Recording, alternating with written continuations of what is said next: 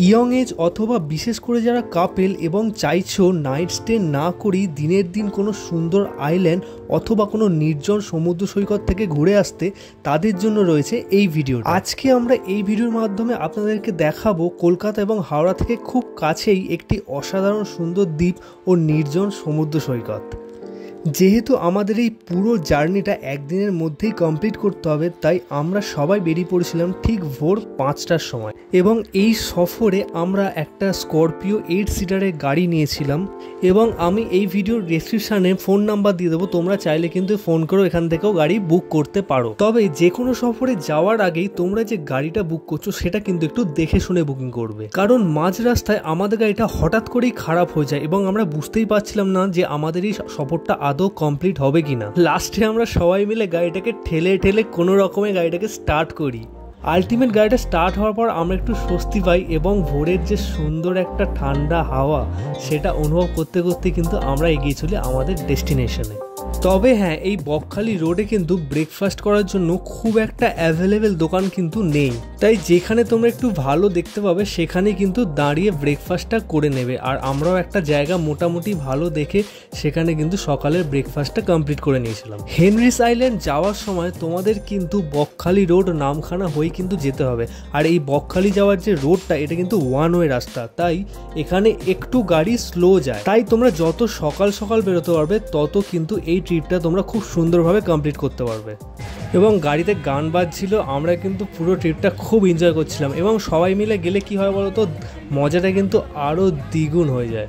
Finally আমরা প্রায় 4 ঘন্টার কাছাকাছি সময়ের মধ্যে পৌঁছে গেছি হেনরিস আইল্যান্ডের রাস্তা। এবং হেনরিস আইল্যান্ডে যাওয়ার যে পথগুলো যতটাই সংকীর্ণ ততটাই কিন্তু অ্যাডভেঞ্চারাস এবং জায়গাটা কিন্তু খুবই শান্ত নিরিবিলি এবং প্রচুর গ্রিনারি রয়েছে এই জায়গাটায়। আমরা যত এগোচ্ছি তত কিন্তু গ্রিনারি আরও বেড়ে যাচ্ছে এবং এখানে কিন্তু একটা সুন্দর সাইলেন্ট ভাইব কিন্তু রয়েছে, যেটা কিন্তু কাপেলদের জন্য খুবই একটা রোম্যান্টিক প্লেস হতে পারে। আমি প্রথমেই বলেছিলাম এটা কিন্তু কাপেলদের জন্য খুবই একটা সুন্দর ডেস্টিনেশন।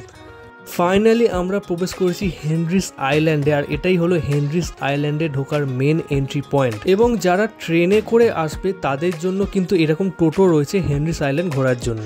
তবে হ্যাঁ, এখানে গাড়ি পার্কিং নিয়ে পার হেড 10 টাকা করে হেনরিস আইল্যান্ডে প্রবেশ করার জন্য চার্জ করা হয়। জাস্ট দেখো রাস্তাটা, চারিদিকে কিন্তু ম্যানগ্রোভের জঙ্গল আর মাঝখান দিয়ে চলে গেছে কিন্তু এরকম সরু রাস্তা, আর মাঝখানে কিন্তু এরকম কাঠের পোল করা ছিল আর দুপাশারই কিন্তু ম্যানগ্রোভ জঙ্গল। সত্যি এখানে কিন্তু একটা অসাধারণ ভাইব রয়েছে। এবং ফাইনালি এই জায়গাটা দেখো, এই জায়গাটা কিন্তু হেনরিস আইল্যান্ডের খুবই একটা ফেমাস জায়গা। এখানে দুটো গাছ হেলে কিন্তু এখানে সুন্দর একটা টানেল মতো হয়ে গেছে এবং দূর থেকেই কিন্তু শোনা যাচ্ছে সমুদ্রের গর্জন। আর এই হচ্ছে সেই বিচ, দেখো কতটা সুন্দর। আর এটা কিন্তু প্রচুর বড় লাগছে, এখন কিন্তু ভাটা পড়ে আছে আর পুরো জায়গাটা কিন্তু প্রচুর সাইলেন্স রয়েছে এখানে। যেটা আমি আগেও বলছিলাম, কাপেলরা এলে কিন্তু এটা একটা ব্যাপক রোম্যান্টিক জায়গা তোমাদের জন্য হতে পারে। পুরো মনে হচ্ছে যেন সমুদ্র আর আকাশ একসাথে মিশে গেছে, আর ঢেউগুলো জাস্ট দেখো এরকম মৃদুভাবে আসছে, মানে অসাধারণ একটা ফিলিং। হেনরিস আইল্যান্ডে ঢোকার মুখেই কিন্তু তোমাদের এই সুন্দরী কমপ্লেক্সটি পড়বে, যেখানে কিন্তু তোমরা নাইট স্টেও করতে পারো। এটা একটা হোটেল এবং এখানে কিন্তু তোমরা বুকিং করে আসতে হবে এই হোটেলে থাকতে। এছাড়াও কিন্তু এদের নিজস্ব রেস্টুরেন্টও আছে। আর এখানকার ওয়াচ টাওয়ার থেকে কিন্তু হেনরিস আইল্যান্ডটা কিছুটা এইরকম দেখতে লাগে।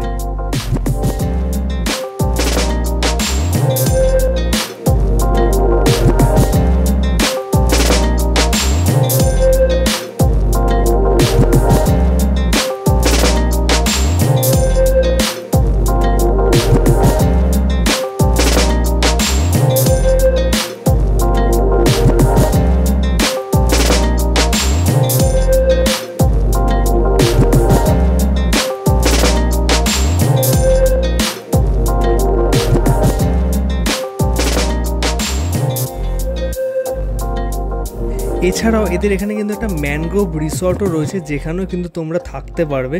আর এই রিসর্টটা কিন্তু বেশ সাজানো গোছানো। এছাড়াও কিন্তু এখানে বোটিংও আছে, যেটা কিন্তু 100 টাকা প্রতি ঘন্টায়। হেনরিস আইল্যান্ড ঘোরার পর আমরা চলে আসি বকখালিতে।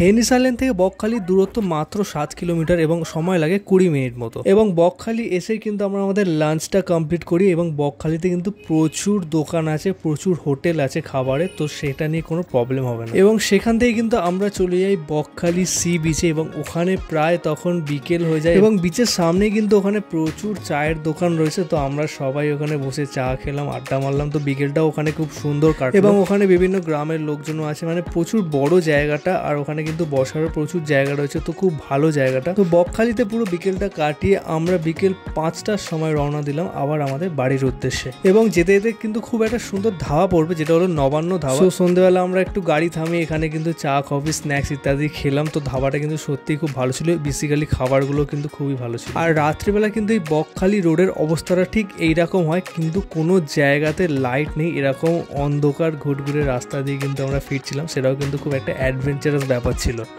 সো এই ছিল একদিনের মধ্যেই হেনরিস আইল্যান্ড এবং বকখালির মধ্যে একটি সুন্দর জায়গা কভার করা। তো ভিডিওটা কেমন লাগলো অবশ্যই জানাই এবং আমার চ্যানেল এক্সপ্লোর উইথ সৌরভকে ফলো করতে একদম ভুলো না। দেখা হচ্ছে নেক্সট ভিডিওতে।